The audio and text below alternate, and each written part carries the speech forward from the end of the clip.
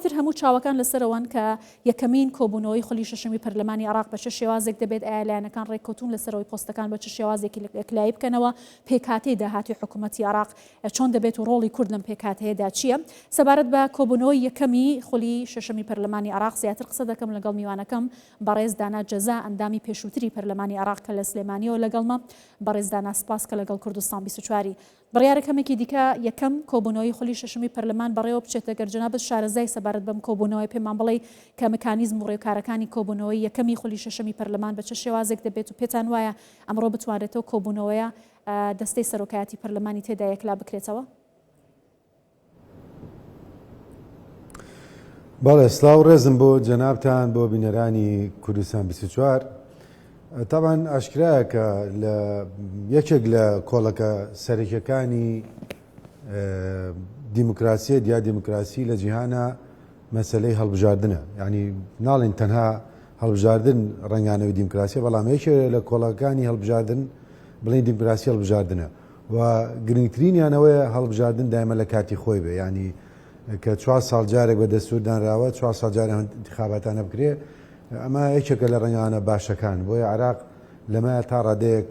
توانیوێتی سەرکەوتوو بێلەوەی کە هەموو کاتێک لە تەوقیتە دەستوریەکانی خۆیان هەڵبژاردننی پەرلەمانی کردووە سەبارەت بە ئمڕۆ هەڵبژاردننی کە ئمڕۆ یەکەم با بڵین ئەو ڕۆژێکە دەزیشان کراوە پەرلەمانی عێراق کۆ ببێتەوە سوێن یاسایی بخوا لەگەڵ ئەوەی کە سوێن یاسایان خوان ئەندامانی پەرلەمان هەمویانە بن بە پەرلەمانتار لەو ڕۆژوانی لەو ڕۆژەی کە سوێن یاساییە خۆنە بن بە پەرلەمانتار ئیتر هەموو مخصصاتێک و امتیازێکی پەرلەمانتاری شمولیانەکە بەڵام ئەرکە بە پێی ئەو مادە دەستوریانەی کە هەیە مادەی 55 دەستور ئەبێ ئمڕۆ پەرلەمان کە کۆ بێتەوە سەرۆک و دوو جێگرەکەی هەڵبژێرێ و ئەوەی کە بیستمان فترەیەک لەمە پێش چەند ڕۆژە لە پێش محکەمەی اتحادی بڕیارێکی یاوە کە درێژکردنەوەی پەرلەمان یا هێشتنەوەی پەرلەمان بەکراوەی بابەتێکی دەستوری نییە بۆیە فشارێکی زۆرەیە هەم لەلایەن خەڵکەوە هەم لەلایەن قانونەکانەوە هەم لەلایەن لایەنە سیاسەکانیشەوە کە ئمڕۆ ئەو پرۆسەیە کۆتایی پێبێ باڵبژاردننی سەرۆکی پەرلەمان جێگیری یەکەم و جێگیری دووهەم ئەگەر سەرکەوتوو نەبوون لە هەڵبژاردننی دەستەی سەرۆکایەتی پەرلەمان بەڕێزدانا دانیشتنەکە بەکراوەی جێدەهێڵدرێت یا دادەخرێتەوە دانیشتە ئەمە بەپێی یاسا و دەستوور ڕێگە پێدراوە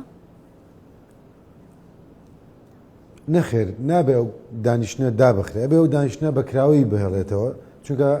بەپێی دەستور مادەی 55 ئەبێ لە یەکەم دانیشتنی پەرلەمانی عێراق سەرۆک و دوو جێگر هەڵبژێرێ نەیوتوە لە دانیشتنێکە ئەڵێ لە یەکەم دانیشتە کەواتە تەحدیدی کردووە بە یەکەم دانیشتن یەکەم جەلسە بۆیە ئەمە ناتوانێت بکرێ و ناڕزایەکی زۆر هەیە لەوەی کە درێژ بکرێتەوە من تەسەوڕم وایە کە کوتلە شیعەکان بڕیارێکی جدیانەیە کە ئەمڕۆ تێپەڕ بێ سونەکانیش یانێت تێپەڕ بێ بەڵام تەبان وەکوی بینی خلافی سیاسی هەیە ینی عێراق لە چەندین حیزب و مەزهب و ئاین و ئاینزا پێگاتووە هەمووی ناتوانێت لەسەر ڕێڕێوێکی ڕاست بڕوادیانم و یەک فکری تایبەتی هەبیان یەک بیرکردنەوە هەبێ بۆیە بەتاکید طموحەکانیش زۆرە ئێساوەی بین لە ناو سونەکانە هەرچەندە مەجلیسی سیاسیان دروست کرد بەڵام دوجار دوێنێک کە کۆبوونەوە کرا دیارە ڕێ نەکەوتن لەسەر کێ کاندید بێ کوتلەی تەقەدوم بە سەرۆکاتی حەلبوسی هەیبەت حەلبوسی کاندیدەکە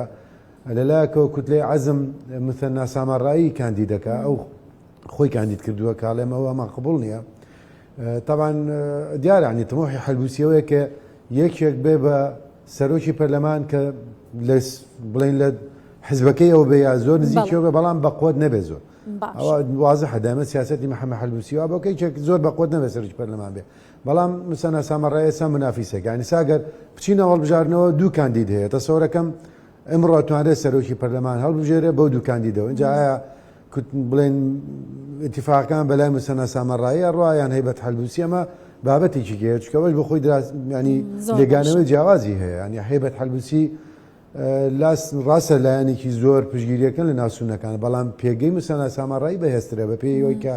ئەزمموی هەیە چەند ساڵە سەرۆکی کوتلێ و ئەم بابەتانیان و زیاتر ئەزمموی هەیە لەوەیە دوجار سەرۆک جێگری یەکەمی پەرلەمان کە بۆ شیعەکانە بێ ئەوان ئێستا وەکو لە تەقریرەکەی ئەوە شەباسی کرد محسین مەندەلاوی یەکێکە لە بەهێزەکان کەسێکی کەش لە عەسایب حەسەن فەتعەمە وابزانیان ئەوەیە ئەویش یەکێکە لەوانەی کە کاندید کراوە جگە لە ئەحمەد الئەسەدی کە ئەویش لە کوتلەی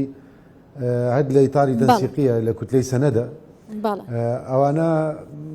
بێشێکن لە باشەکان کەوسا بەڵام باش. تەسەورەکەم ئەحمەد ئەسەدی یەکێک بەلاوانی کە شانسی زیاتر هەبێت زۆر باشە بۆ کوردی ژەوەتر یەکلا بۆتەوە کە دکتۆر شاخەوان یەکێکە لە کاندیدا زۆر باشە بەڕێزدانا فراکسیۆنی پارتی دموکراتی کوردستان لەگەڵ یەکێتی نیشتمانی کوردستان فراکسیۆنی یەکێتی لە کۆبوونەوەدایە بۆ کورد و پۆست گرنگە سەرۆکی پەرلەمان و جێگیری دووەمی سەرۆکی پەرلەمان پێت وایە کڕیزی کورد چەندە گرنگە بۆی کە بتوانن لە بەر لە وادەی خۆی ئەم پۆستانەیەک لای بکەنەوە لەوێ کۆ دەنگ بن بەرامبەر بە مافەکانی گەلی کورد. والله اینجا ما خۆمە زۆر جار لەسەرم بابەتە قسەمان کردووە کە مەسەلەی یەک ریزبوونی کورد نیشانی بەهێزیەتی نیشانەوە یەک بڕیاریەتی نیشانەوەی کە بتوانێت بەرنامە استراتیجیەکانی مافەکانە دەستوریەکانی خۆی بتوانێت بەدی بێنێ ینی بە جیاوازبوون و گروپ دابەژم بەسەر خەڵکەکانی کانی و ناتوانانی تۆ بگەیتەوە ئامانجێکاتەوە ینی ئەمە دایما ئاڵایە بە هەڵمان کردووە دایما شعارێ بە وتومانەکە لێگریزیە ئێمە بەهێزین بەڵێ لە با لە ناوەریمی کوردستانە من لانەی سیاسی هەبێ